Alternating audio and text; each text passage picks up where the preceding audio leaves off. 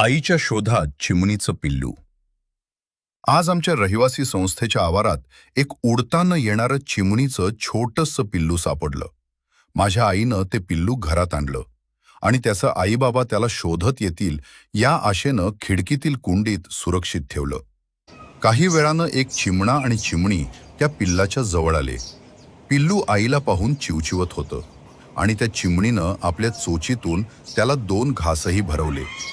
तो क्षण पाहून आम्हाला वाटलं हीच त्याची आई असावी. आता ती आपल्या पिल्लाला घेऊन जाईल. पण जवळपास 2 तास उलटले तरी ती चिमणी परत आली नाही. आता या छोट्याशा जीवाचं पुढे काय होणार?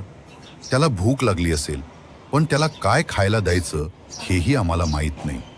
एका छोट्याशा जीवाची आईपासून झालेली ही ताटातूट पाहून मन अस्वस्थ होतंय. कदाचित त्याची आई पुन्हा त्याला शोधत येईल. या आशेनं आम्ही अजूनही त्याची वाट पाहतोय.